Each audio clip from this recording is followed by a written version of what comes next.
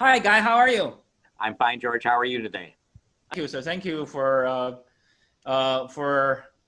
giving us your time to accept our invitation to participate in the Training Master Series. And we're so glad to have you on. Thank you.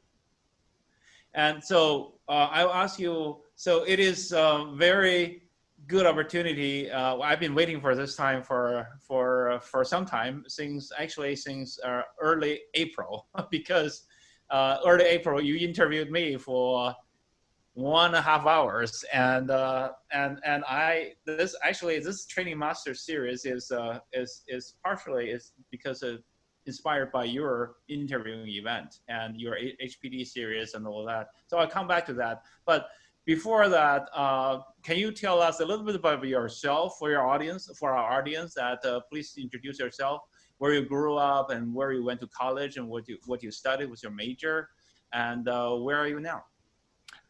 Yes, my name is Guy Wallace. I was born and raised in the south suburbs of Chicago, Illinois. And I spent my first 16, 17 years in that area, including northwestern Indiana, and then back to the south suburbs on the Illinois side of the border. I moved away when I was 17 years old to the Kansas City area, and I lived in the suburbs of Kansas City on the Kansas side. And then I went to college at the University of Kansas, and I had a false start, and I started in architecture.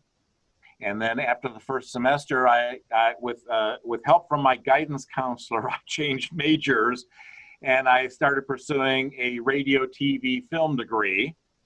I ran out of money after my third semester. I was putting myself through college, and I dropped out of college to go to work, and then I got drafted at the end of the Vietnam War, and I served 3 years in the Navy. My father insisted I join the Navy instead of going into the Army. And in the Navy, I was a journalist on board a helicopter carrier. And I had gone to school for print journalism and broadcast journalism, and my job on my ship was to run a closed circuit television system to entertain 600 sailors and 2,400 Marines. And then I left the Navy and went back to the University of Kansas, and I got my degree in radio, TV, film. And I was working part-time for the last 2.5 years at college for a company that hired me to go to their headquarters and join their training organization. And they were converting from 35 millimeter slides and audio tracks to video. And so my radio, TV, film degree got me that job. And I went to work with them, and I worked alongside of Gary Rumler's brother-in-law, and I worked with two people who had worked with Gary Rumler's brother. So I was immediately influenced by people like that. So nowadays I'm in the western North Carolina area, the beautiful Blue Ridge Mountains, and I'm semi-retired. I still do work, but I'm not actively pursuing work. But I've gotten a few projects since I've kind of semi-retired, and so I'm just enjoying life. I live close to my wife's children, and we have 4 grandchildren there in the area, and we enjoy seeing them when we can. But nowadays that's a little bit tough, social distancing and all.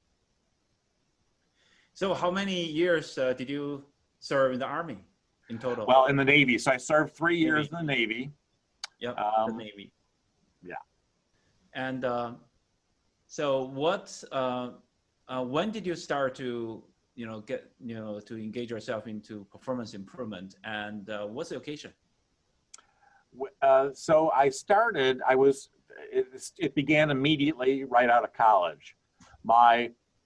And this was in August 1979. So I've been in the business for 41 years or thereabouts. And I was given a couple of things to read on day one. And one of those things was an early version of this, This is Bob Mager, the late Bob Mager. He just passed away a couple of weeks ago, a month ago. Yeah. And Peter Pipe's book, Analyzing Performance Problems. And they gave me this book and said, this is what we're going to do. So read this. So I spent the first evening at home. I was living in a motel because I hadn't really moved there yet. But I read this and I was so excited that the next day I ordered 4 copies of this and sent them to my best friends in college, who wrote me back and said, basically, you know, what the heck is this all about? But I was so excited because I knew I was going into the training function. I had desires of being involved in educational TV with my radio, TV, film degree, but I didn't go that route. But I ended up in a training organization, so that was close enough for me. And then I got really excited because we were going to be focused on performance. And what I learned from this is that oftentimes problems are not going to be solved by training, which was a huge eye opener for me. And I was very excited about that. And so our first, and another thing that they gave me on that first day was a newsletter article from 1970, the Praxis newsletter. And Praxis was an organization that was founded by Tom Gilbert and Gary Rumler. And so again, it was another Rumler connection. And that article talked about guidance. And in the 60s and 70s, they were calling it guidance. Joe Harless started calling it job aids. Gloria Geary started calling it electronic performance support systems if it's embedded in electronic devices.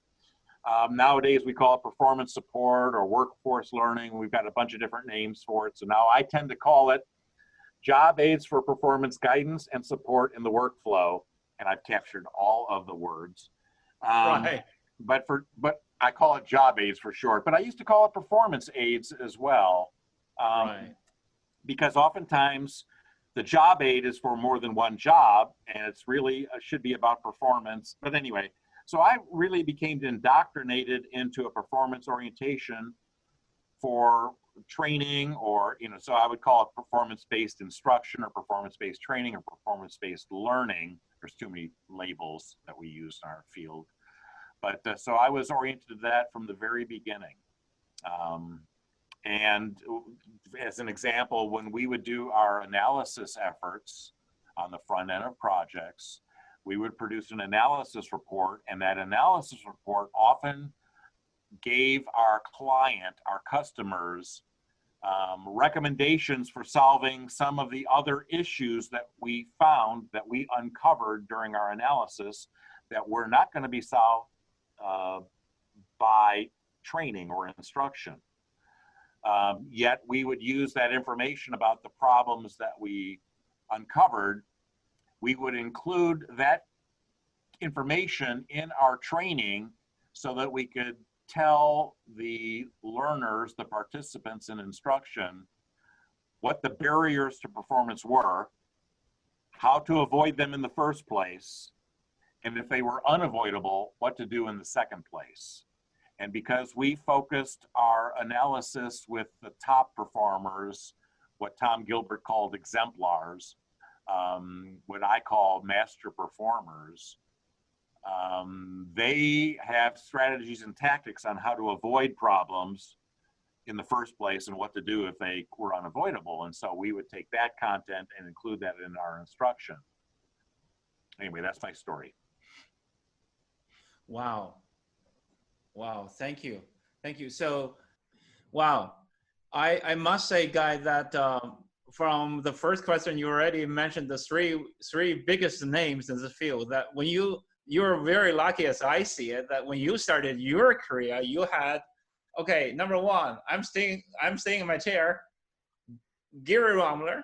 You had Bob Mager, who just passed away at the age of 98 last week, and then you have Peter Pipe. How lucky you are! I mean, with at that time you were like in the 20s only, right? I was 27 when I started that job out of college. Wow, wow! I doubt how many people in front of the screen tonight have the luck that you had. I mean, when they started your career. I hope I did, but I didn't. I know I was very, very lucky. And not only that, after that first job, I was there 18 months. Then I moved to Motorola, and I was there for 18 months, and I got a chance to work with Gary Rumler. He was my consultant working on my projects, which meant I carried his pencils as we went from client site to client site. And I learned from him, working with him, attending the meetings, because it was these were my projects, but he was the consultant that the organization had hired in to work with me.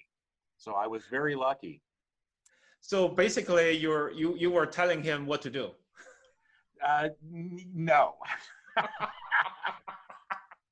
No, I was very much climbing the learning curve and learning from him. And my experience at Motorola was, so to start off so well working with, people getting influenced by, and we, I would have said Joe Harless as well in that first job. Yeah, that's right. Joe Harless. I was very, very, very lucky. And then I went to my second job, and I got a chance to work on a dozen or more projects with Gary Rumler. Would go to his offices in New Jersey. He'd come to Chicago. We'd work together on these things. But I also got a chance to work with Neil Rackham, who is the author of Spin Selling. So that's a very famous book regarding selling, consultative selling. And he was one of the consultants that they had brought in as well. And I got a chance to work with him and some of his staff members on win-win negotiations programs and that. So I was very lucky to be influenced. And then I was also at Motorola being exposed to the world of total quality management, TQM. So I learned about Deming and Duran and all the big quality gurus. And so my approach to performance improvement is influenced by many people that you would know their names of, and they're, many of them are no longer with us, but right. But all these other people, and to look at performance well beyond instruction into all the variables that affect performance. And so my approach and my models that I use are eclectic in that they are from both the human performance technology world or performance improvement, and then also from the total quality management movement. Right. Wow, that was in the early 1980s, late 70s and early late 80s. 70s and early 80s. Early 80s. Wow, that really, I mean, the name is just going on. I mean, just keep expanding. Lucky me. And also, I just said that you just mentioned, was that Neil Rackham? Yeah. And because of your video that I watched this video. Spin selling is very well known in the developing countries in China, and so he's on my list actually. So I'm going to interview him as well. Oh, excellent. So. Yes, he was very influential to me, and I would point some of I became a consultant in 1982, and I used to ask my clients to get to know him and his work and his products, Spin Selling and win-win negotiations, because of the audiences that I was addressing for my clients overlapped. Right. And I thought, there's no need for me to try to recreate what he's already got. Just go to him and bring him in. And so when I was president of ISPI, he came and was my keynote speaker in 2004. I mean, we're going to talk about that too. You became the president of ISPI in 2003. We'll come back to that. But right. You really, so you have been in this business for 41 years. That's longer than many of our audiences. Yeah, I'm a graybeard. So can you, if I run into you like in an elevator, I don't know you yet. If I don't know you, and then I run into you in the elevator, can you give me like 30 seconds pitch on what is HPT? Well, HPT, human performance technology, is the application of science to performance improvement. So it could be also called evidence-based practices for performance improvement. So you need to look at the performance situation, which I like to define as performance competence, people performing tasks to produce outputs that both tasks and outputs meet the stakeholder requirements. So there's customers, there's regulators, there's suppliers, there's upper management, there's the employees, there's many, many different kinds of stakeholders. So we need to understand their requirements and meet them when we're performing tasks and producing outputs. So I help my clients understand that, and then I do instruction, training, and I help them develop their people that are new to the job, or training people if the jobs change or if there are regulatory requirements. And I help them avoid training when it's not going to have any impact. Great, but that's more than 30 seconds. I'm just kidding. I'm sorry. That's me. Anybody who knows me knows that I cannot do a 30-second spiel in 30 seconds. And I know that too. I'm just giving our time. But thank you. That's a very good explanation. I mean, that sums up all the HPT definitions. I would say in plural forms, because through the years, there's so many definitions of human performance technology or performance improvement. By the way, do you see there's a difference between the two terms, PI and HPT? Well, the answer is really yes and no. So the field is totally inconsistent with our language. And the late Joe Harless used to complain about this in the mid-'80s. And I was being exposed to all these new things, and then I'd learned that there's a lot of overlap. So human performance technology, or what the old ASTD group, now ATD, called human performance improvement, right? That sometimes meant the same thing. But most people come from this from a training or instruction or learning perspective, and right. they put those blinders on, and that's all they see and look at. That's their solution set. That's what they know. But what I learned from Gary Rumler was to, first of all, look at the process.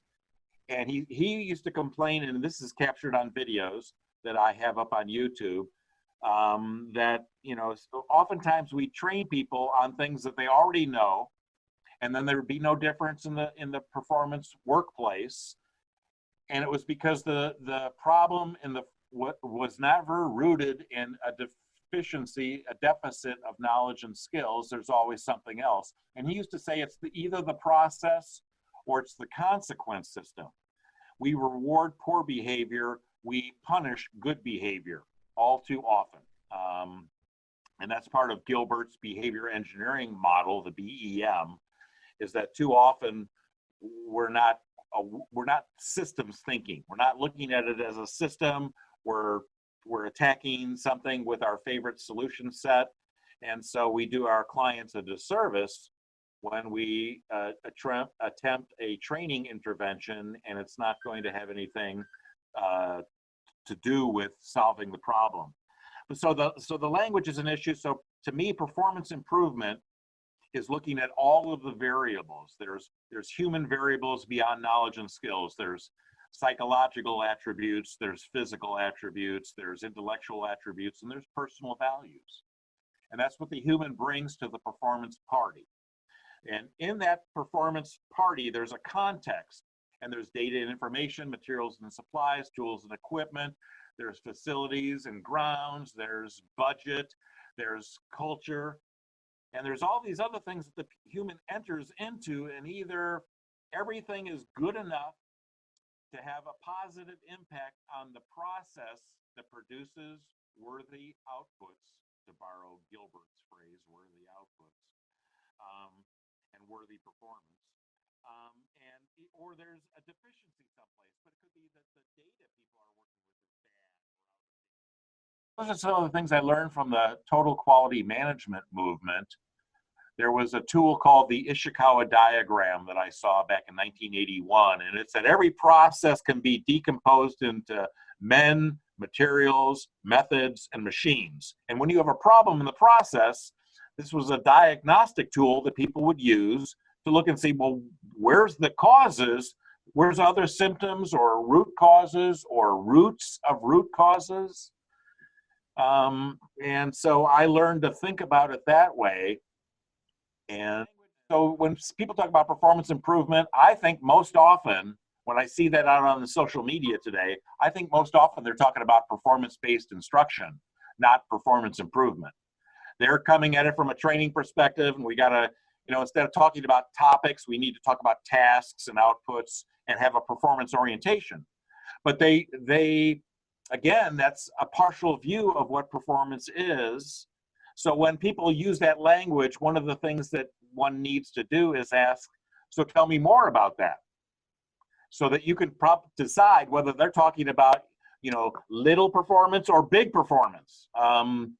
The system, the entire, everything that it takes to create a process and have a process work well. So it's well beyond knowledge and skills. The late W. Edwards Deming, the quality guru, said 94% of problems are not due to individuals, it's due to the system. And management is in control of the system. So if that number is true, and he was a statistician, so we must take him, he must have been close, because Gary Rumler said 80% of the problems are not due to the individual. Gary Rumler said 80%. Yeah, and Jim Hill, who you probably know, he's got a different number, but it's in between those two. And so too often we can be fooled by people and their use of language, of labels, and we have to be wary of that. We have to be careful of the semantics. What do people mean by the language that they're using? And are they truly looking at performance in its broadest sense, or are they looking at it from a training or instructional perspective? Wow, that's really good. Thank you. Because I asked about the difference between PI and HPT, but you really gave us the whole picture, the whole, holistic, different schools and different thoughts and, different. To me, the whole notion of human performance technology is not about just the human.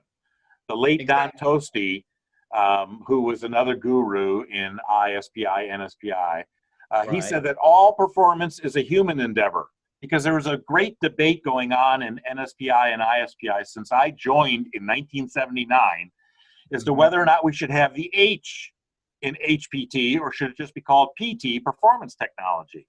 Right. And so there's a huge debate on that, and you could have flipped a coin and come up with the right answer, because there is no right answer. It's just the answer. So when the society, ISPI nowadays, promotes HPT, they need to present it as something that's more holistic, more of the systems view, more of all the variables, and not just knowledge and skills, and not just the human, because the human has to work in an environment. And you can either dig a canal using a shovel or a bulldozer, and so what tools do we have for the people so that they can do a better job, a higher quality job at lower cost?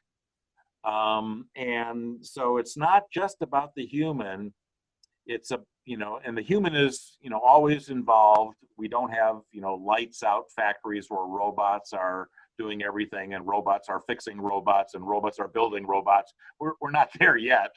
Maybe that happens, but so we need to, I think, have the broadest view, because otherwise we're going to help our clients invest money in the wrong things, and that's no good. Exactly. Well, oftentimes you just describe one of the very general phenomenon is that a lot of performance improvement efforts are instruction based. I mean, still training. Like if I have a hammer and I see everywhere is nails, nails everywhere. Exactly. So if somebody redesigned the process because that was the problem, the process was faulty in the first place. Right. If they did that, then they'd have to train people. So training is sometimes involved in where it's the secondary, part of the secondary solution set. It's not the primary fix or solution. But if you change things in the environment, you might have to train people, you know, make them aware through communications, or make them educated through, make them knowledgeable through education, or make them skillful through training. So sometimes we just need to make people aware that this has changed, and based on their existing knowledge and skills, they can perform differently. They don't need instruction or training. They just need awareness, creating communications. You send them an email and they go, oh, okay, well, we'll do it differently then, and they'll be fine. You bet. What so you have been in this field for so many years and have seen many School of Thought and different masters. You have worked closely with different masters actually in this field. So and you have been in consulting work with your client for so many years. So my question is, along all these years, what models have you used, and which one is the most applicable to your judgment, most value generating, and clients are really relying on it? Which one model that you think is more kind of recommendable? That's a tough one, because I have created my own models because I've stolen, that's fine, borrowed from others. So that Ishikawa diagram, I kind of did a merge of that with Gilbert's behavior engineering model. So I have my own approach to this, because there are models that help frame the data that you need. And that's what I always wanted. I wanted some framework so that I could say, okay, I need to get this kind of data, and I need to get that kind of data. And when I'm done filling in the cells of my model, then I will have enough data to be able to analyze it, assess it, determine where things are deficient, where they're not good enough. And that would lead me to solutions. So my answer is the Ishikawa diagram combined with the behavior engineering model are central to the work that I do. But there's other models that I've used to go even deeper. So I used what Gary Rumler and Tom Gilbert called a performance table. I call it a performance model. Joe Harless called it a job model. And I have a specific configuration for that and the data that goes in there. And then Gilbert had a thing called the knowledge map, and I extended that and made it's very different than what he used, but I used that to create my approach to deriving the enabling knowledge and skills. So my first focus is on what's the performance, what's the ideal gaps, and then what are the knowledge and skills that are required in order to be able to perform? What do you need to know? And sometimes people know those things because of their education and experience, and sometimes they don't know. Right. So can you spell your model's name? It's the EPI fishbone. So it's EPPI fishbone. Yep. And it looks like this. I know that. I know that anyway, one, because that's so this is the process, and this is my definition for performance competence. So that's what we want. We want people to be able to perform tasks, to produce outputs, to stakeholder requirements. But so what does that take? So there's environmental enablers on the bottom, and there's on the top are the human enablers. So when you say what I want from a process is I've got to look and see, do I have all of the enablers in place, or are they deficient? Maybe the culture is bad, and that's causing the problems here. And it's got nothing to do with the humans and their values and attributes and their knowledge and skills. So that's just my merge thing, and it says someplace on this that it's a derivative of the Ishikawa diagram and the behavior engineering model. Great. I know that model because it's the same with on your website and everything. And I have it everywhere. Right, you had it everywhere. So you have been using the model since when, and how many projects have you done? I mean, done roughly. Can you give us an example of using this IPIC and IPIC and fishbone model to do consulting work and gain results? So as a consultant, I've been doing instructional systems design work since 1982. 95% of my work is about training or instruction or learning, whatever you want to call it. And some of my work has been outside of that realm. But that model, before it existed in that version, I was using the components of that. So my work has, I've been known for doing what's called curriculum architecture design, where we would study a job or a bunch of processes or department, and we would define what the performance is required. And then we would look at what are the enabling knowledge and skills, and then I would architect training and development paths. 20 years later, they were called learning paths, but I've been doing this since I did it at Motorola, in fact, my first curriculum architecture design project. And my theory about all of this is that there are things that people need to know that are unique to their job and their tasks. And there are other things that they need to know that could be shared with other audiences.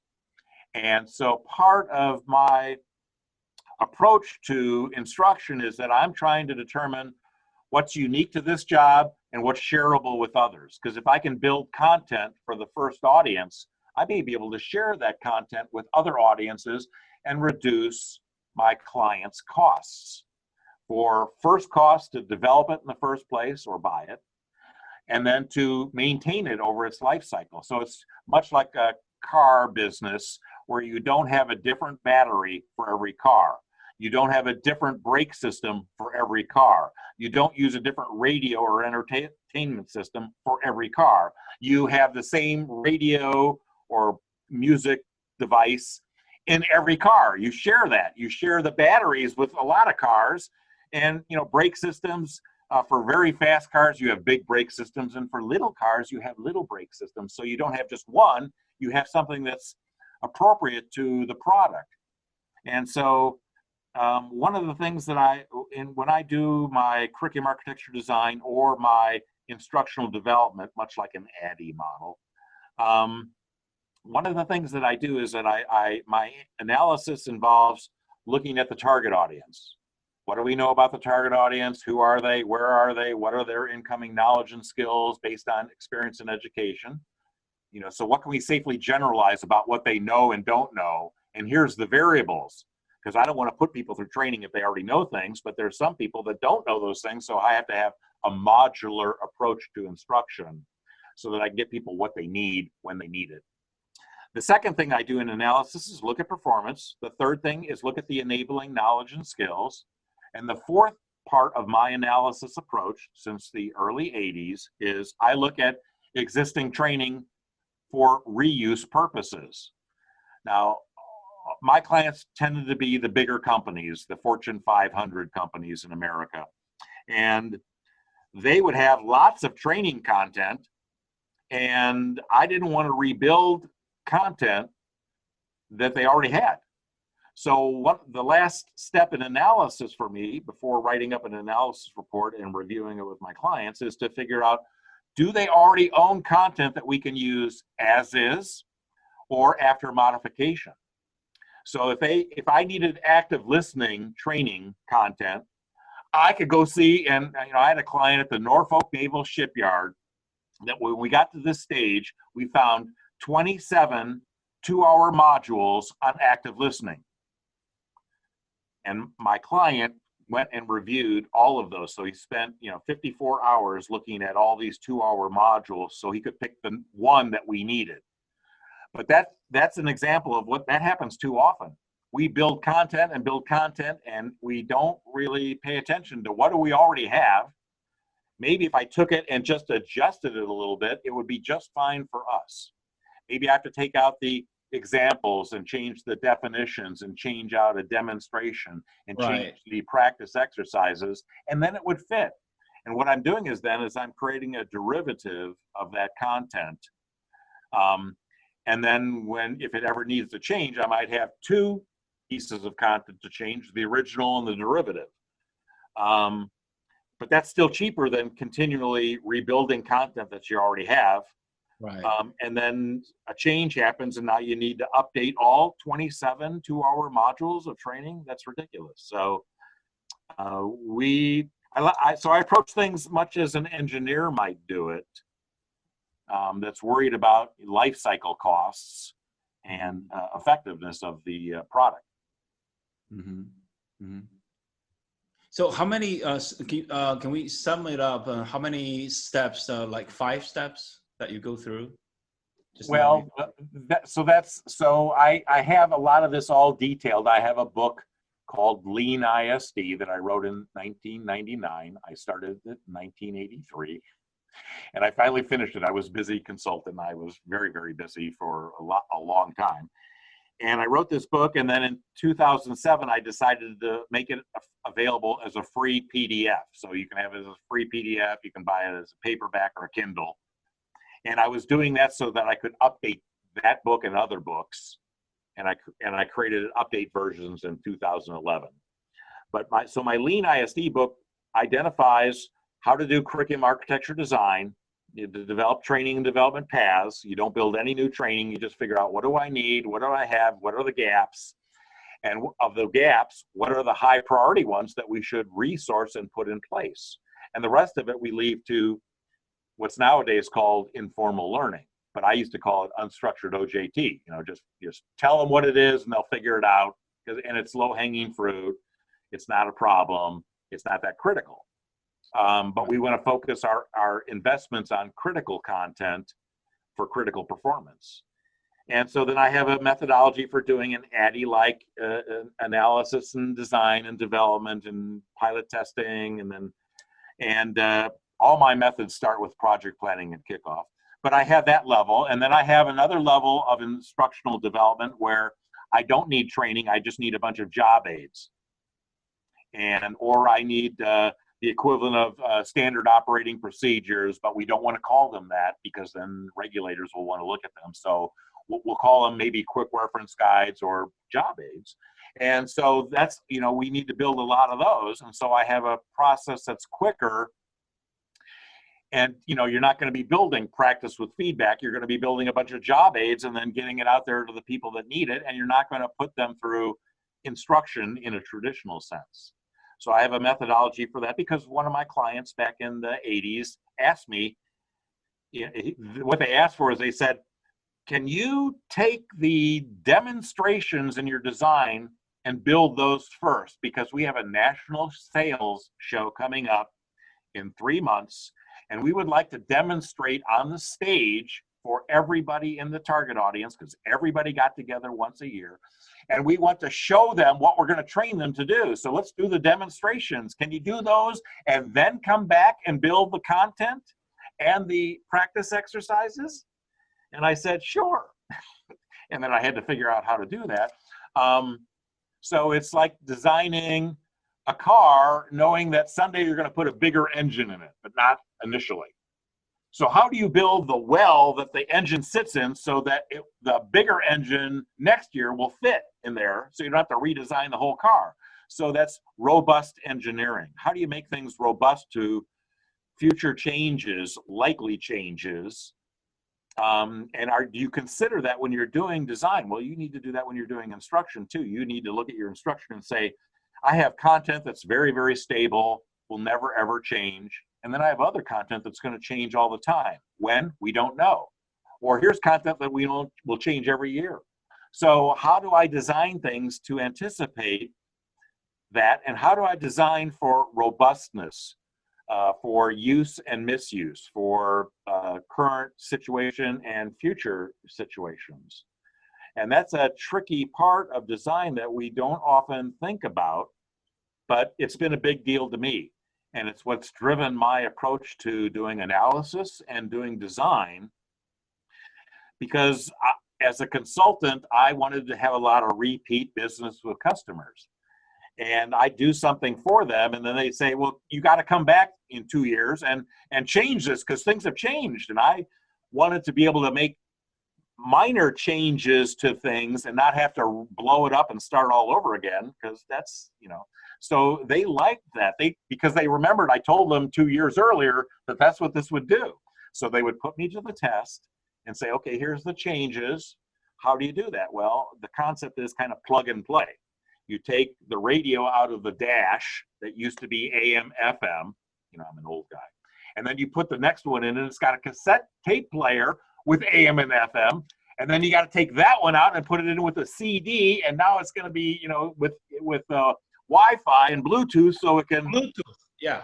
Exactly. And so if people knew that that was likely to change, that entertainment system, I worked for the auto companies, and when computers started to be put into cars, they had to run the cabling underneath the seats.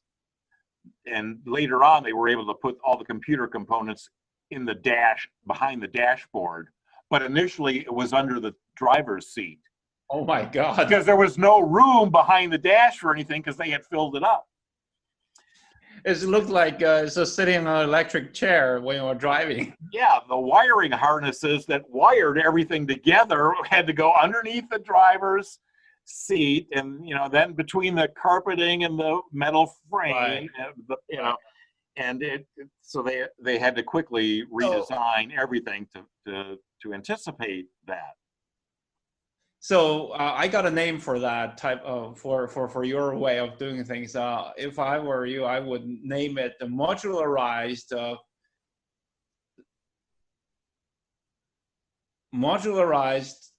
lean learning design, or something like that. Well, exactly. It's all about. So I've been doing modular curriculum designs. Modularization. And so I have a training and development path. And then there's events on there, and each event is made up of lessons, and each lesson is made up of what I call instructional activities. But it's really just a modular design that any engineering organization building high-tech products, right, that's what they do. And so when I would explain it to engineering types and technician types, they understood it and they loved it. When I talked to marketing and salespeople, they said, "What is all that?"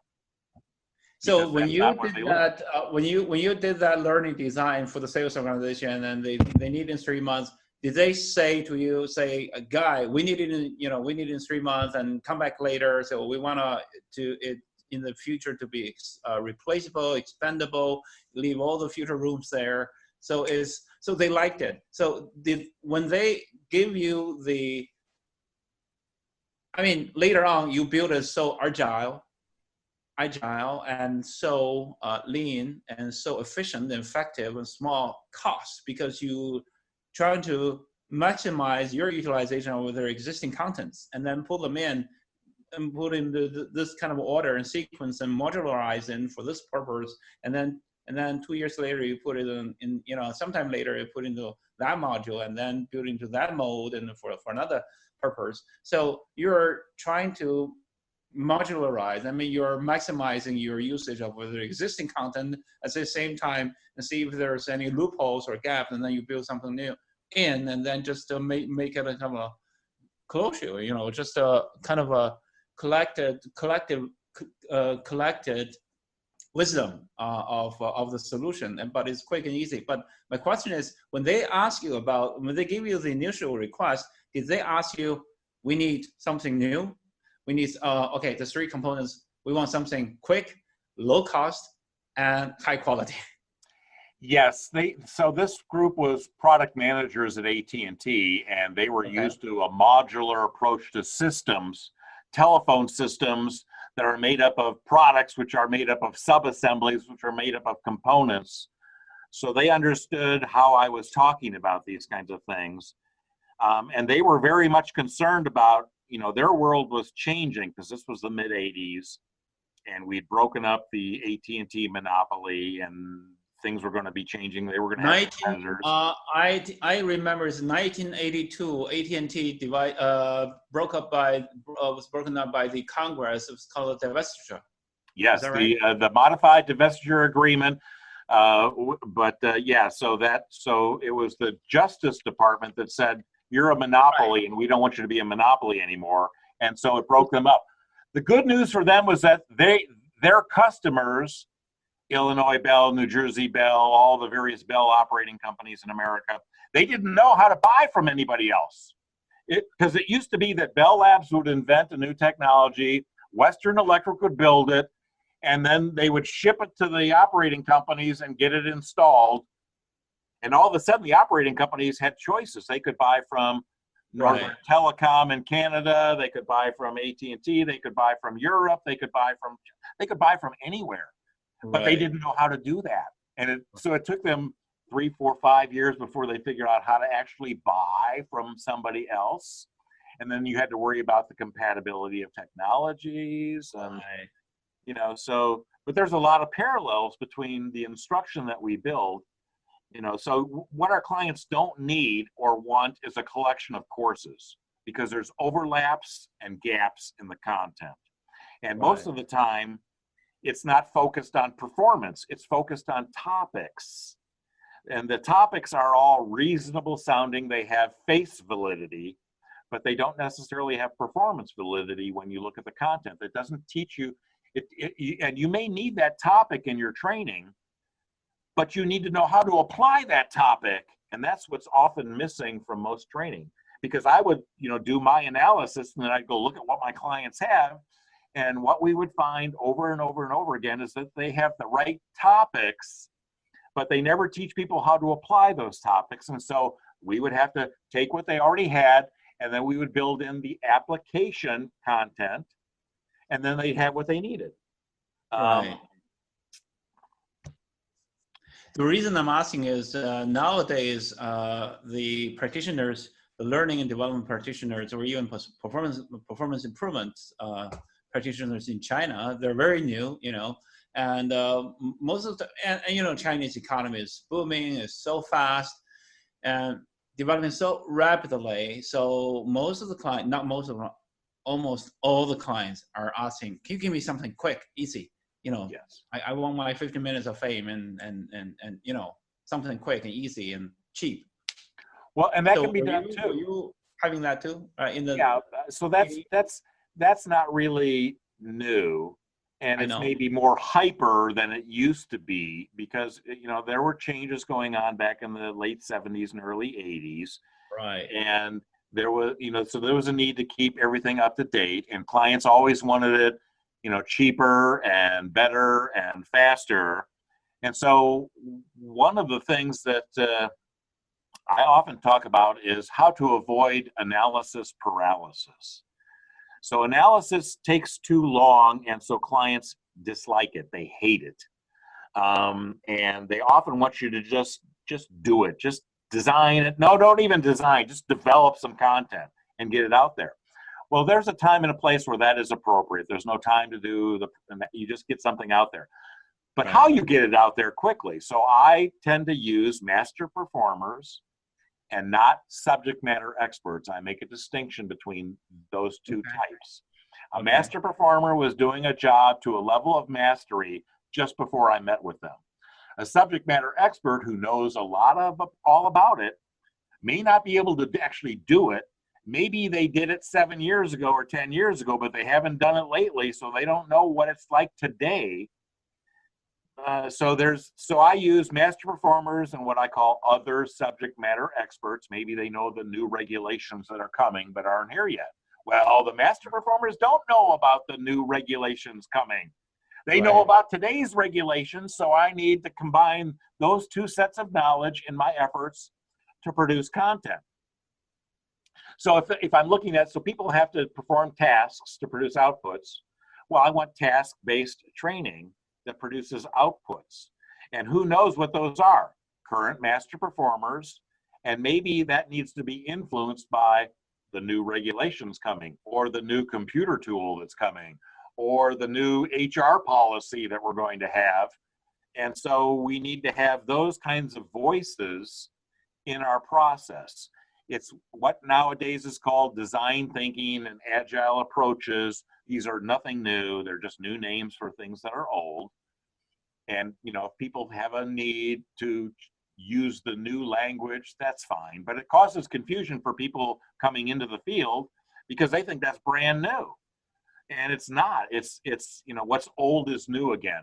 And so working with groups and teams and taking a team approach, these are quality circles that were used in Japan in the 1950s and 60s. And so they're not, you know, they're focused on instruction nowadays, but it's a similar kind of a concept. And so there's, you know, there's a lot of ways to do things. There's not one right way. There's many good models and approaches. They're all somewhat similar, and they use different language because Joe Harless used to compete with Gary Rumler, and they called the same thing by different language because they were in competition. They were trying to differentiate their brand. You know, both of them told me this. Both of them used to joke about it. Oh yeah, we stole that from Gary, or we stole that from, you know, Bob Mager, or he stole it from me. You know, that's what they would say. And then you'd look at them and you go, yeah, these are very similar except for the language and labels that you used. And they go, well, yeah, we had to call it something different. Otherwise it looked like we stole it. But that's what they did. So I've been encouraged forever to steal, or what I would call borrow, with attribution. And because Gary Rumler used to say he didn't care who took from him as long as they gave him proper attribution. And so I try to do that. I don't do it perfectly, but everything that I do, I got from somebody else. I took it from the quality movement or product management at Motorola or AT&T client or instructional design. All of that comes from other people. Right. So it's important to understand the history, not the history, but where did these tools and techniques come from? Because they're not brand new. And there are a lot of things that were lessons were learned in using them back in the old days that you know, people don't know. So they're going to make the same mistakes now because we don't learn from history, right? Right. That's very important point that you just said. We don't learn from history. We don't learn from our mistakes. Like human society is. I mean, a little profession like training and performance improvement, we don't either. And that's what we call that phenomenon. You know, that was not new. Like many years ago, it existed already.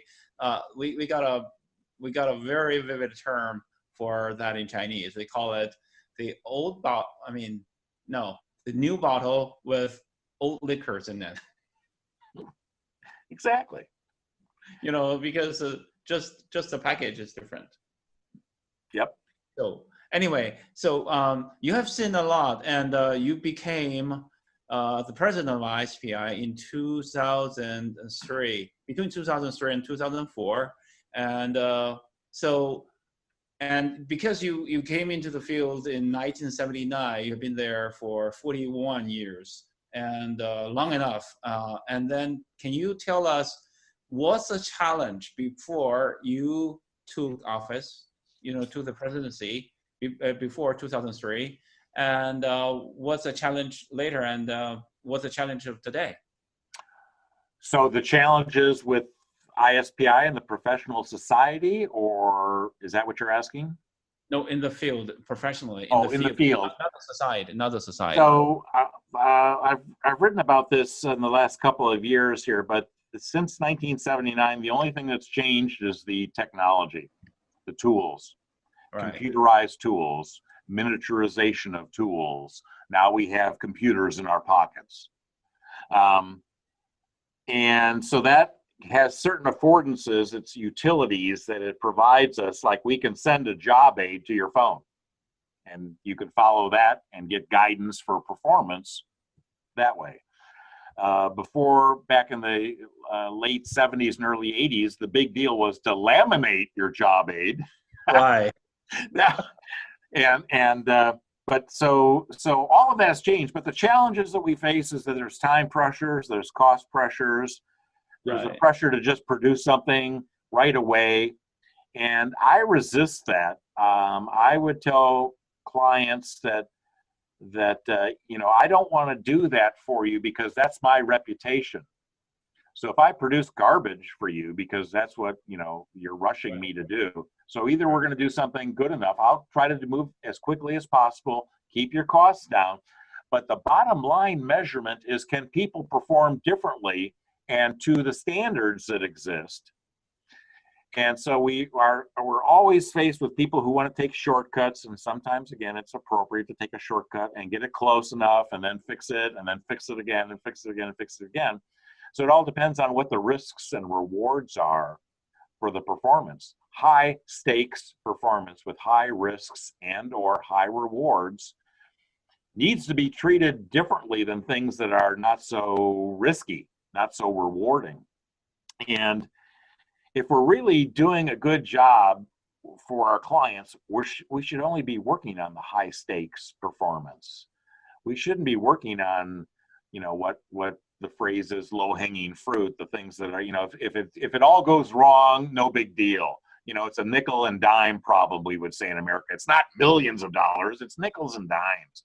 Well, why are we even doing that? Leave that to informal learning in the first place. Right. So we tend to work on things that have mass audiences. Everybody needs active listening. Oh, sure, yeah, we'll create one active listening course and we'll let everybody take that, except it's unlikely to transfer, because what an engineer in a sales call and the active listening that they do is different than the active listening of a salesperson, is different than the people at the complaint department, the customer services people taking complaints. Their active listening is a little bit different. If you're doing it over the phone or virtually versus face-to-face, that's different. And if we don't train people and give them enough knowledge and skills and confidence to be able to do their job, because we too often go to put people through training where the training is actually seems like it's for somebody else's job. But we think, oh, it's close enough, so you should be able to learn that and you'll figure out how to apply it back when you get back to work. Well, then they try it one time, it doesn't work out so well, so they simply give up and they go back to doing it the way they always did it. And so the entire thing was a waste of shareholder equity. Right. And good stewards do not waste shareholder equity. Exactly. And you want to get the highest return for the investments. But sometimes clients want you to just, produce something because it's, will make them, add to their stature because they produce a lot of content. Well, if that content doesn't do anything, then it was a total waste. So the return on investment could be negative or nil. Right. Sometimes as a consultant, and also, even incumbent performance or learning development professionals, and we always run into some perplexions or ambiguous situations. That is, on one hand, I was told, like Guy Wallace and told me this, and Roger Edison told me this, and to do this and that way, to do this that way. On the other side is my boss or my client. That's quick. So there are two choices. One is to do things that it should be done. The other way is the client want it, the way that client wants it. So have you faced this type of dilemma before? Yes. What's your solution? So I would tell the client, I said, I start off by telling them, I'm going to do exactly what you asked me to do. Then I would say, but I wouldn't do it that way because it's going to fail. And so I want them to know that, yes, I say, I will salute you and I will do exactly what you said. It's a big mistake to do it that way, though. And then they usually will say, depending on the level of trust that I have, if it's a client that I've worked with before, but if it's a brand new relationship, this is trickier. But they might say, well, why do you say that? And I would tell them, and then they can make a business decision as to whether or not to take the risk that we're going to go forward and maybe fail or maybe not. And I said, who knows? I could be wrong and you could be right. But I'll go do exactly what you've asked me to do, and I'll figure out how to do it in the time constraint and the money constraint and whatever. But it's a mistake if we skip analysis. If we just jump in and design something and then put it out there, it's probably not going to work. So, but that's the risk. But you're the customer, and I don't believe customer is always right, but he who pays the piper calls the tune, right? Whoever pays the musicians, they get to call out what song that they want. And So when you're working with your customers, you got to, and I've had customers do this on projects where they insisted I do it a certain way, and I said, okay, I will do that. It's going to fail. This is exactly how it's going to fail, but let's get going. And then we would do it, and it would fail. And then the big meeting where everybody wants to pin the blame on somebody, I, as the consultant, was taught to do this. I stood up and said, it's all my fault. So that we don't have to spend any more time trying to figure out who to blame. I'm the consultant. It's my fault. Whether I'm an internal consultant, because I did this at Motorola. And people at Motorola then said, 30 people in the room, they were saying, Guy, that's not your fault. You told us it was going to fail. And I said, it's my fault. Let's figure out how to fix it. And they all realized that I was not going to be involved in pinning the blame on any one of them. And they all knew who it was. I knew who it was. But I said, it's my fault. Let's just fix it. Because you were in a hurry to get this done, and now we have to redo it. And now they were more open to, they trusted me, so they were more open to listening to what I had to say. And I knew that now we're behind schedule. So now we even have greater time pressures. So this is what I think we should do. And I said, I need your top master performers from each of the facilities to come together in one meeting, and we're going to pin this down and create the right content. And before they were saying, oh, we can't afford to fly people all over the country. That's ridiculous. Now they said, yes, let's do it. They were desperate. But so I had to build trust with them. And I was taught this. I saw this in the Navy. I was told this in my first job out of college, that if anything goes wrong, stand up and take the blame. And never take the credit, only take the blame. And if people are saying, that's a great thing you did, Guy, you'd have to say, well, actually, it was George. We need to credit George, and we need to credit Roger Kaufman and Roger Edison, and never take the credit and always take the blame. And that just means, as a consultant, internal or external, you are there to serve them. You're not there for the glory. You just want to do good work for them, because that leads to more work for you, and that enhances your reputation. And so as a consultant, external consultant, you're trying to, make the next sale. You want repeat sales. Well, that's how you get them, by doing good work and not blaming people, because if you blamed anybody, then they have to worry that, oh, if something goes wrong in the next project, you'll blame them. No, Guy will always take the blame.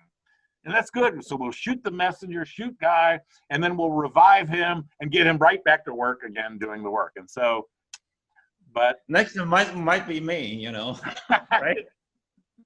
Well, yeah. So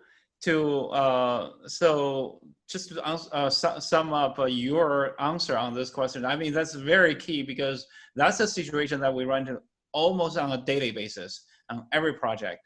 And so we need to, based on what you described, we need to professionally really, really profound and know what we're doing, what we're going to do, and we'll know what the right answers are, right? Know what the thing they should do, but they don't know it.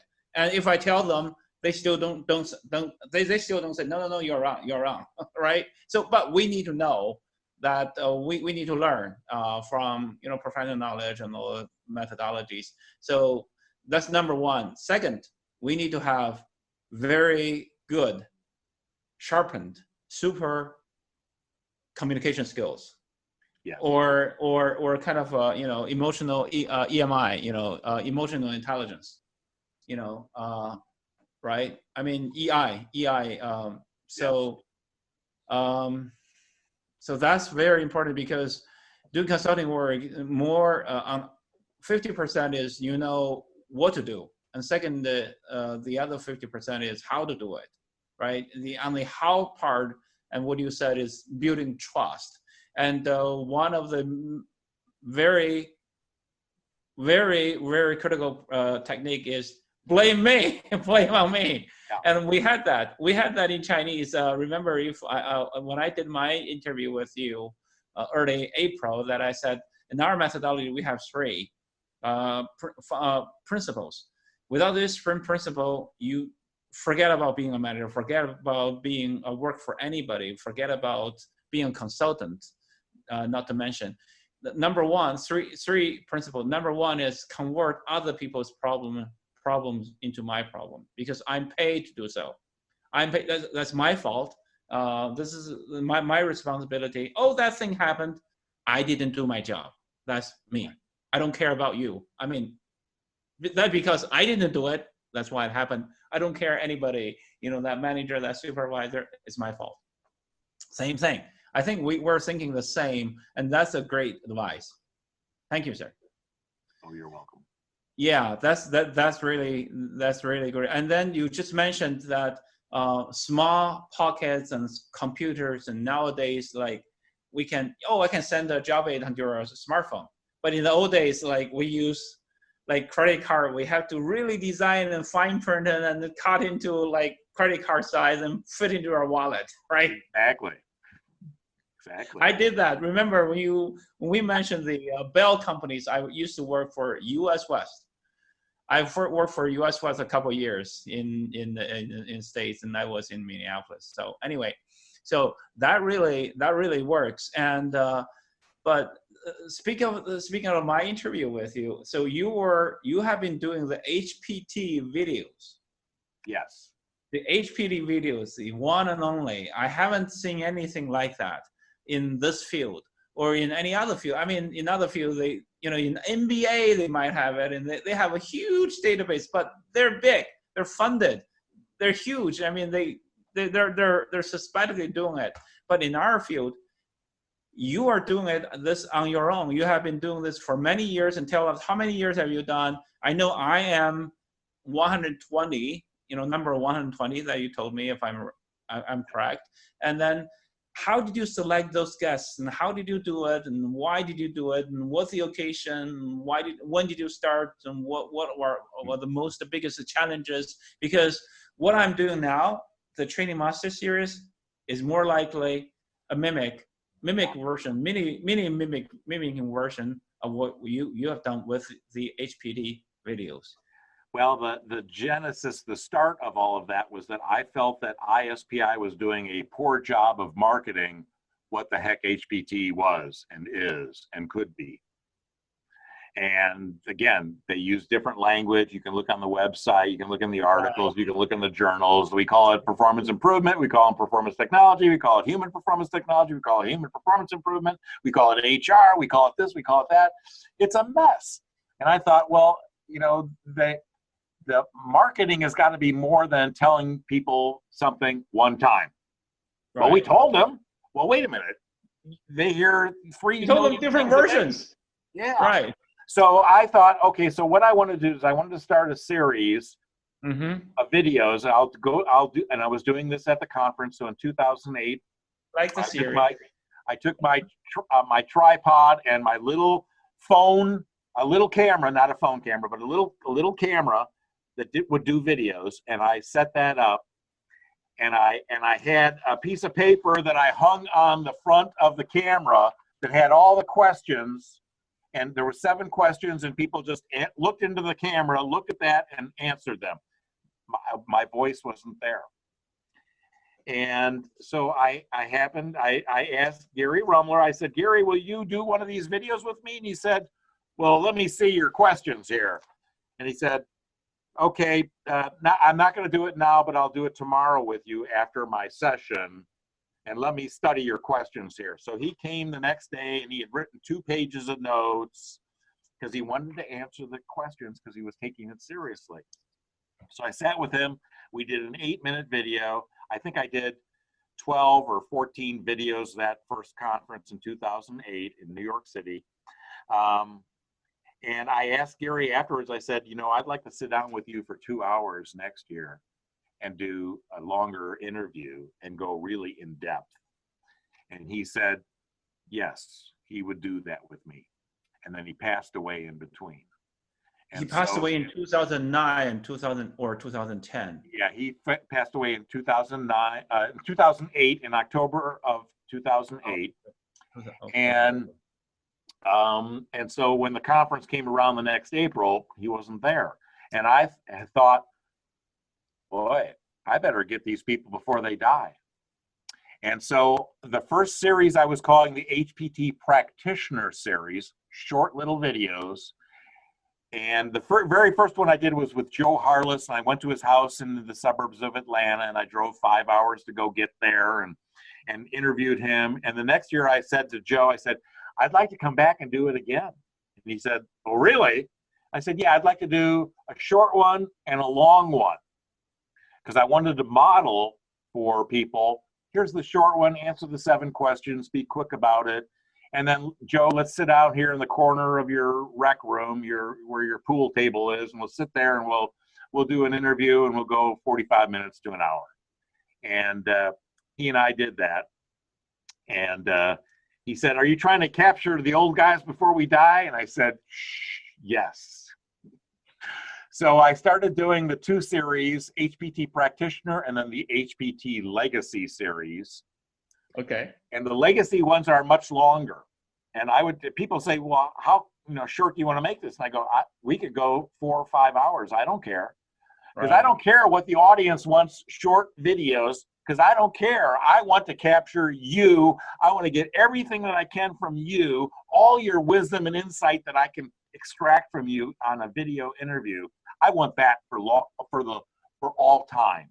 I don't want that because somebody wants something quick. Right.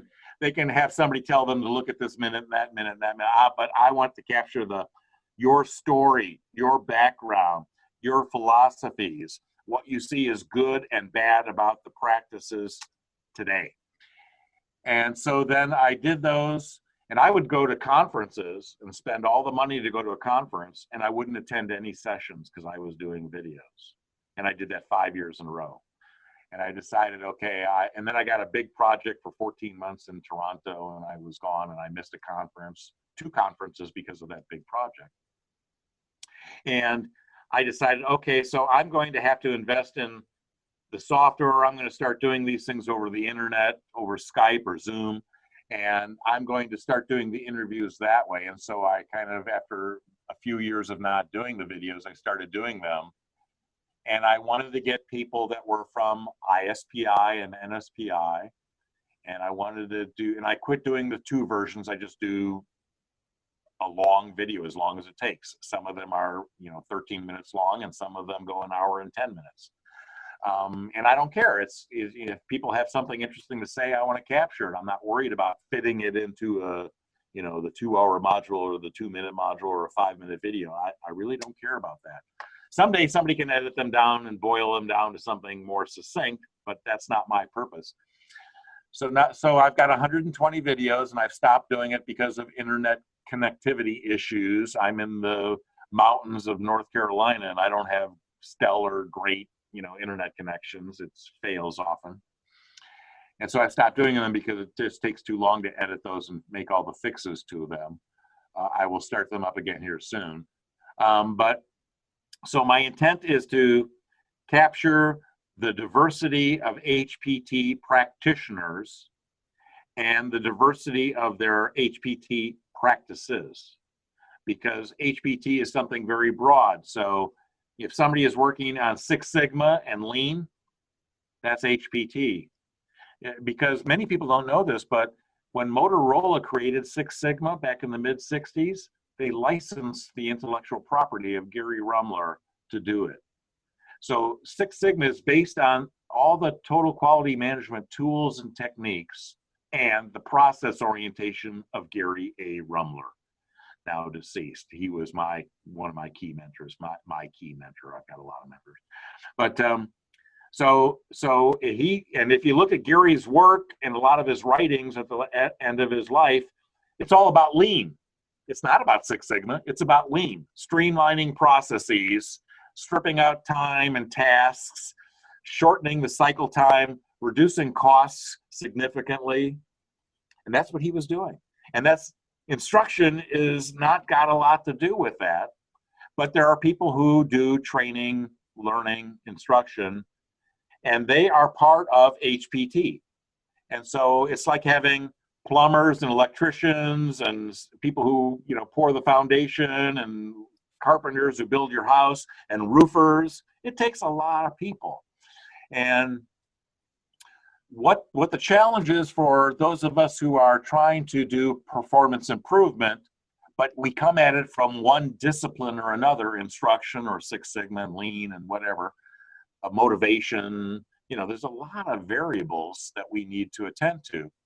What I think one of the challenges for all of us is to learn how to conduct analysis to figure out where the deficiencies are and have a collaborative process to do that, and a collaborative process to do the fixes.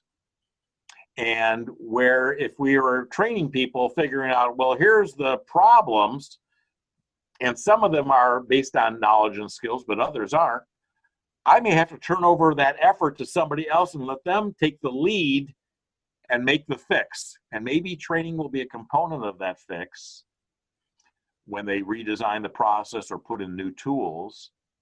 But redesigning the process and putting in the new tools is not something that they're going to give an instructional designer to do. And so I've tried with all of my methodologies to be using language borrowed from elsewhere and models and imagery that other people might be able to relate to because it comes from their world. That's where I stole it or borrowed it from. And talk in language that isn't so instructional or HPT-ish. It's got to be more universal. It's got to relate to engineers who are doing design of experiments to figure out whether this process and these materials work better than these other 10 versions. And but anyway, so that's, I think, our challenge is that we're not going to be, as instructional design people, we're not going to be in charge of all of the fixes, but we can contribute to our clients' success by uncovering things and helping them to see it, and then working with them as they bring in the other people with other skill sets and knowledge to make the improvement. You just mentioned, yeah, go ahead. You just mentioned a couple of times that performance analysis, front-end analysis is very important. You mentioned a couple of times. Normally, how did you do it, and how long does it take normally compared to if the project is like 14 months, and you just said that big project in Toronto, and then that project was fixing SOPs for a pharma company that had been. Okay. But normally, when I do analysis and design, I use what I call a facilitated group process, and I've been doing this since 1979. And as a consultant, I've been doing this since 1982, where I tell my client, okay, we need to do analysis, we need to do design, and they would agree to that. I say, I can do the analysis in 3 days if you bring all the master performers from all the right places in the organization. If you are in the United States and you've got 7 regions and 7 regional vice presidents, I say, the smart thing is to bring in somebody, the best person from each of those regions. And the smartest thing to do is to ask that regional vice president who they would nominate to come, so that they have the best representation, so we give them back training that is really performance oriented and all of this. So, but I can do that in 3 days, but if you don't bring everybody together, it's going to take 3 weeks or 3 months, because I'm going to have to do individual interviews, observations, document reviews, or I can bring the right people together, master performers and other subject matter experts, and in 3 days I can facilitate them to produce all the data that it would have taken 3 weeks or 3 months otherwise. And they go, whoa, okay, so there's a trade-off there of flying people in, increasing that cost, but decreasing Guy's cost from 3 months to 3 days. Well, that, it's a math problem. So, and I'll do design the same way. I'll take those same master performers and take the analysis data that they generated and work with them to create a design.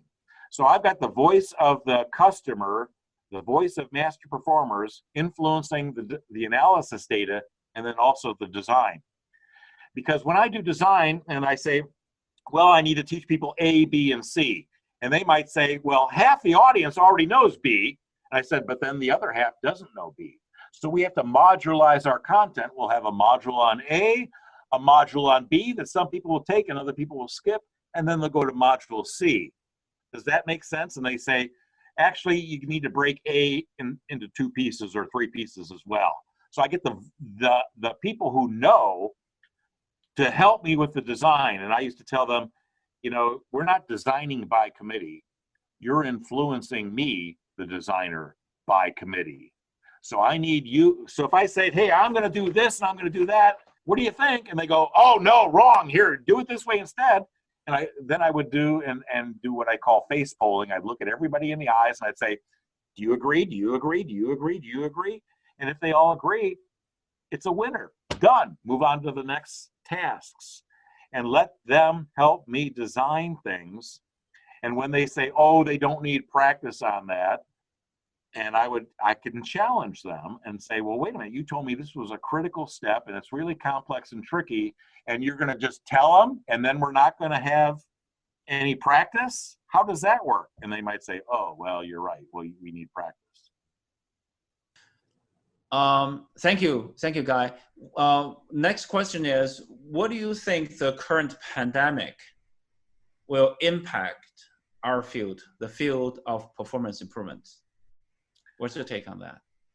Yes, I think that there will be an impact. And of course, we can't meet face to face and make that more social connection. And we're going to have to do things virtually, you know, but I've used to doing things on conference calls or phone calls. So I think the challenge will be our clients are going to be in a bigger hurry to produce more at a cheaper rate. And I think that can, you know, hurt our efforts. So clients don't like analysis because it takes too long and it doesn't really add a lot of value. That's a fault of our profession. We have poor practices. We don't know how to do it well and to do it quickly. And that's something that people need to learn, how to do analysis and really pin it down. So they'll be in a hurry and they'll say, well, just talk to this person and talk to that person. But one of the things that the research shows us, and I was given all of this by Dr. Richard E. Clark, Dick Clark, is that Dick Clark. Yeah, so you know, if you ask a subject matter expert, or actually anybody, everybody operates mostly on non-conscious knowledge. You, me, all the people here listening in. So if you ask us, we will give you our answer, but what the research shows is that I will be missing up to 70% of what a novice needs. So our reliance on talking to one subject matter expert and letting them guide the development process and giving us all the content is faulty, because they're going to miss the nuance, the detailed steps, because they've automated that. And so they just do it and they don't even think about it anymore. So they can't tell you about it. And so that means 2 things.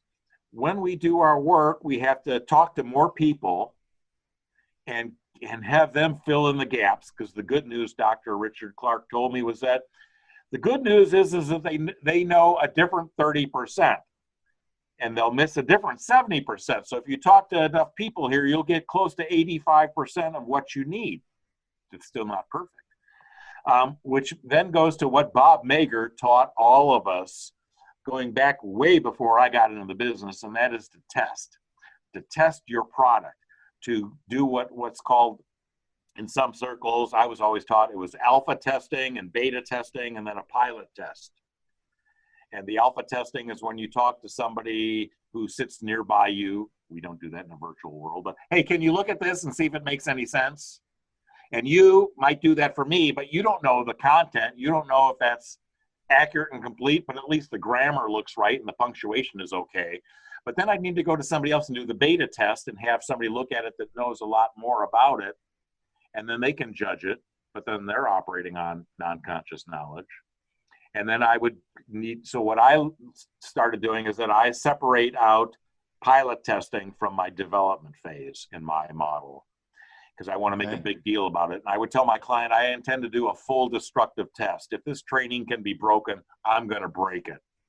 and you have to help me. And they go, well, we don't want to break it. I said, you want to break it now before you send it out to the field and everybody's using it, and then they decide it's no good.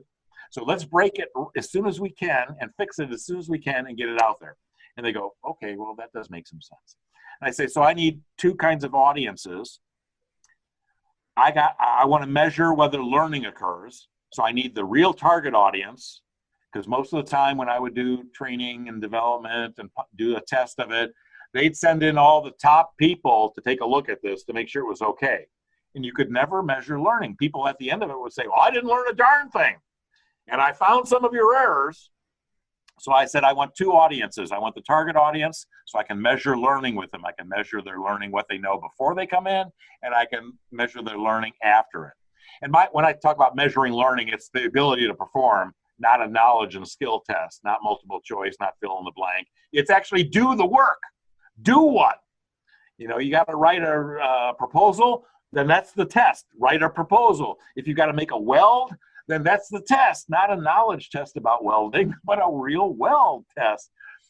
But I also then, for my second audience, I need master performers and other subject matter experts, and they can tell me if what was learned was accurate, complete, and appropriate. The learner target audience can't tell me any of that. They don't know if it's accurate or complete or appropriate. They don't know, but I can measure learning with them. And then if I have the right people, they can tell me about accuracy, completeness, and appropriateness. But again, they're operating on non-conscious knowledge, so they could miss something too because it was not in the course and they've automated it, so they're not thinking about it, so they're just assuming that somebody would do it right, you know, without thinking about it too hard. So that right. becomes tricky. So you need the right mix of people. And I would always tell my clients, you have people that hate training? Yeah, well, that's who I want in the room. I want people who hate training. They're there to attack it. They're there to find every missing thing. And they said, oh, you're really serious about this full destructive test. I go, yes, sir, I am. Yes, ma'am, I am. Let's break it. If there's something missing or wrong, let's find it as soon as possible. Let's break the thing.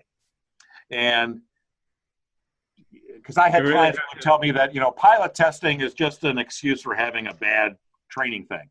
And I would say, well, my goal is less than 10% revisions. Mm-hmm. But if we don't do this testing, we could put something out there that leads to more problems, more rework, more scrap, injuries, or death. We don't want that. So let's test it.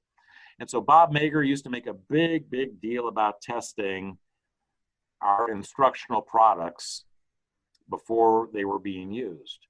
And so the pandemic is going to inhibit the client's willingness to do analysis correctly and do the testing correctly. And it's trickier when, depending, you know, many things can be done virtually, and that's not a big deal. I think that, you know, some of us are afraid of that because we haven't done a lot of that. We don't know a lot about it, and it's scary.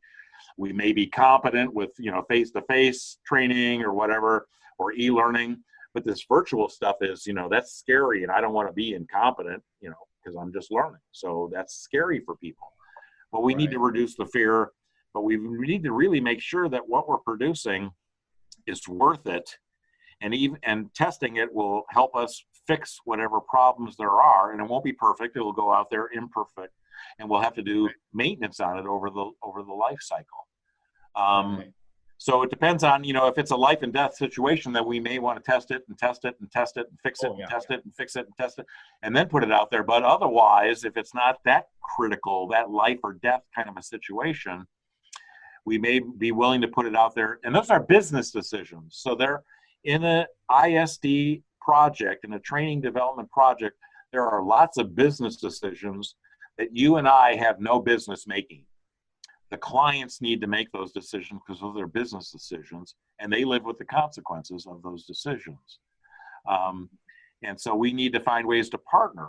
But this whole pandemic has put a layer on top of us, more constraints, and we're going to have to figure out how to do our work high quality, low cost, faster, given all these constraints. And and so I you know, and so some of our clients may be more willing to take a risk to get something done sooner, and we need to be able to do that. We can do, like we talked about earlier, we can say, yes, I will do that exactly as you have said. I'll hit that deadline.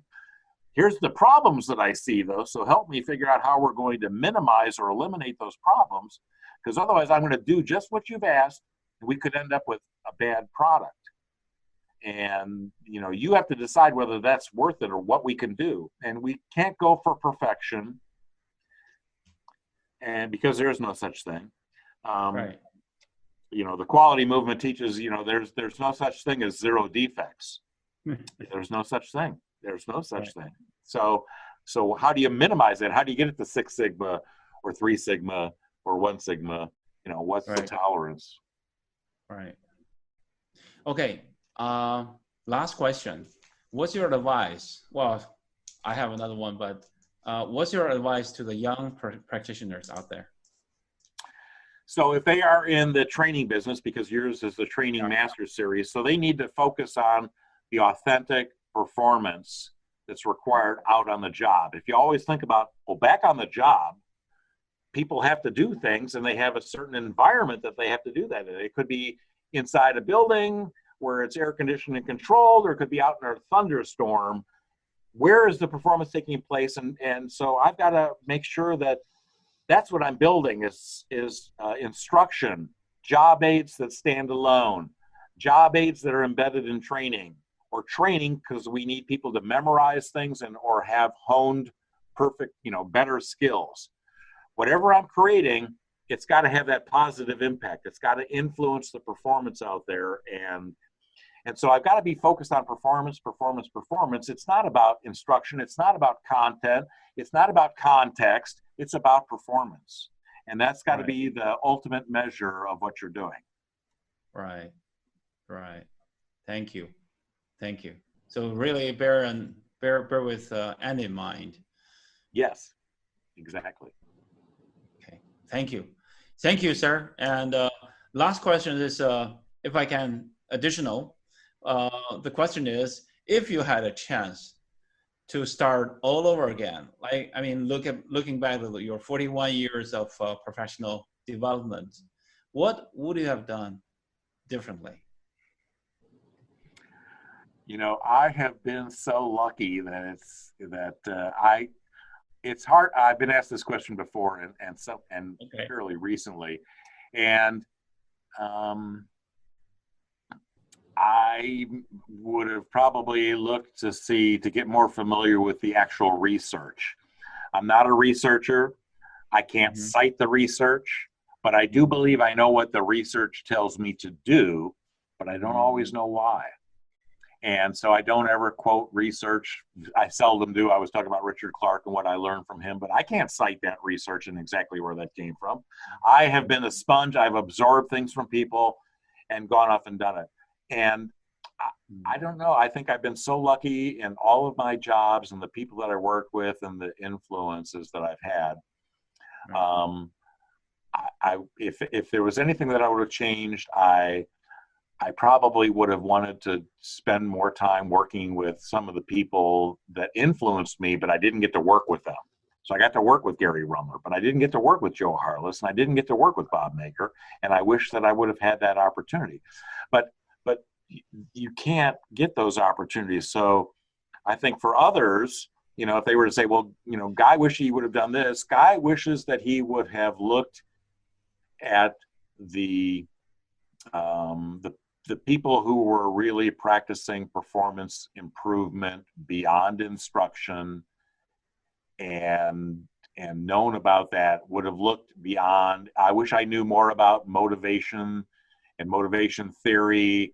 I wish I would know more about culture and what some of the experts were about System 4, thinking Likert, and you know, but I got exposed to some of those things by Bill Daniels at ISPI, and but I could have done more to go explore the source materials, the source research, and I didn't do that. But on the other hand, I'm fine with being a practitioner who has stolen from the best and put that into my own practice. I don't know. So I can't say, because it would sound like I'm complaining about, oh, I wish I would have done this, or I wish I've done that. I can't come up with much. I think it's more kind of an advice to the younger practitioners. I mean, looking in retrospect, what you have done and what you probably have missed, and you have had that opportunity. I mean, other younger practitioners out there, and if they run into your situation, they have that option, and what they would do. That's kind of also advice to them as well. So I'd say find a good professional network to join. Yeah. And read. If this book, I would buy this book. This is probably about the 10th version of this book that I've bought, because they tended to walk out of my office in the middle of the night and disappear. But I would give this book to clients and say, well, this is really what it's all about. We used to give out the book Human Competence by Tom Gilbert, but that's a difficult read. This was much easier for clients to just look at, and they'd get hooked on it right away. But get a good professional network and determine whether or not the people in your professional network are following the science, or whether they, there's a lot of myths that we need to avoid, and there's people who talk about these myths, and you need to avoid them. There's professional organizations, professional societies that promote myths as well, and you need to be careful and wary about them. Right. What do you think? You have made so many series, HPT videos included. What do you think really make a master in our field, like Joe Hollis, like Gary Rumler? I think it was the focus on results. Okay. They didn't look at, it used to be called research-based and results-oriented, and so Tom Gilbert talked about avoiding the cult of behaviors. People try to train people on new behaviors, but if they're not really clear on what the terminal results are, then the behaviors are either appropriate or not appropriate. But so we can't be training people on activities and behaviors. Our focus cannot be on that. We cannot be measuring our success by activities. It's got to be about the terminal results. So having that focus on results, that's the big takeaway I got from all those NSPI, ISPIers back in the late 70s and early 80s. Without results, all those behaviors or actions, and they're baseless, or they're clueless. Yeah. Wow. I must take a big breath. Thank you so much. Thank you so much, sir. My hat off, and this is like really a whole range of knowledges and that you just presented to us, and thank you. I'm just a parrot. I'm a parrot parroting all the things that I've learned from people, and I hope that I've done them well and not misconstrued and miscommunicated things, which could happen. But we're all standing on the shoulders of giants, and I just was very lucky to do that. So find yourself, your local giants, find people close to you that can help and mentor you. And as the late Gary Rumler told me back in 1999, when I asked him how I could ever repay him, he said, "You can't." And then he waited a few seconds. Then he said, "You're going to have to do what I had to do, and that is pay it forward. I could never repay my mentors. So, Guy, you need to pay it forward." And that's what I've been trying to do in honor of all the things that he and many others did for me. Right. Thank you, sir. And I hope that we'll have another opportunity to have you back again sometime soon. I'd be happy to do so. You bet. And stay safe.